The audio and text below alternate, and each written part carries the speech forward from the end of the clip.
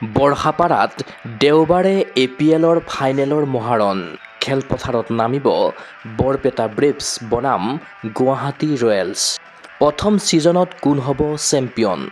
সামৰণিৰ দিশে অসম ক্ৰিকেট সন্থাই পোনপ্ৰথমবাৰৰ বাবে অনুষ্ঠিত কৰা অসম প্ৰিমিয়াৰ লীগৰ প্ৰথম সংস্কৰণ দেওবাৰে বৰষাপাৰাৰ এচি ষ্টেডিয়ামত সন্ধিয়া 7 বজাত অনুষ্ঠিত হ'ব বহু প্ৰতীক্ষিত অসম প্ৰিমিয়াৰ লীগ চমুকৈ এপিএলৰ ফাইনেলৰ মহাৰণ। প্ৰথম ছিজনৰ চেম্পিয়নৰ গৌৰৱ অৰ্জন কৰাৰ লক্ষ্যৰে খেলপথাৰত নামিবলৈ সাজু হৈছে বৰপেটা ব্ৰেভছ আৰু গুৱাহাটী ৰয়েলছ।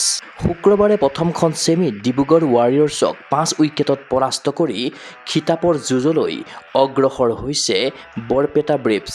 আনহাতে বৰ্ষাবিঘ্নিত দ্বিতীয়খন ছেমিত 7 উইকেটত বৰাক লেজেণ্ডছক পৰাভূত কৰি এপিএলৰ প্ৰথম চেম্পিয়ন নিৰ্ণয় মেচলৈ উত্তৰণ ঘটিছে গুৱাহাটী ৰয়েলছৰ।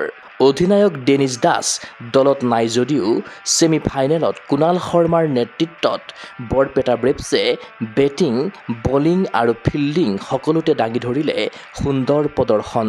অপেনাৰ সৌৰভ দিহিঙীয়া আৰু মধ্যক্ৰমত অভিলাষ মৰিয়াৰ দৃঢ় বেটিঙৰ লগতে স্পিন বলিং বিভাগৰ মূল শক্তিৰে ফাইনেলৰ বাবে আত্মবিশ্বাসী হৈ আছে বৰপেটা ব্ৰেভছ। ইফালে যুৱ প্ৰতিভা আৰু অভিজ্ঞ ক্ৰিকেটাৰৰ সংমিশ্ৰণেৰে গঠিত ঋষভ দাসৰ নেতৃত্বাধীন গুৱাহাটী ৰয়েলছ লীগৰ অন্যতম ভাৰসাম্য দল।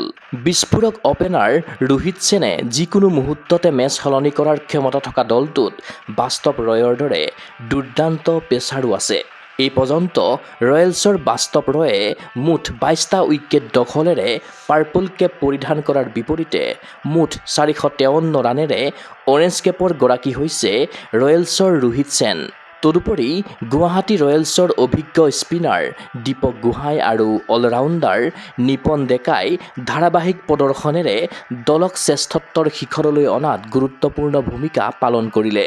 উল্লেখ্য যে অসম ক্ৰিকেট সন্থাৰ তত্বাৱধানত আমাৰ অসম আমাৰ গৌৰৱ মূল মন্ত্ৰেৰে আয়োজন কৰা উদ্বোধনী বৰ্ষৰ এপিএলৰ চেম্পিয়ন দলে 50 লাখ টকা তথা ৰানাৰ্ছ আপ দলটোৱে 25 লাখ টকা লাভ কৰিব।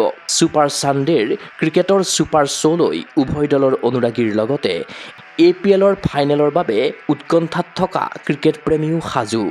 নিউজ ডেস্ক ৰিপৰ্ট গগো স্পৰ্টছ এনি।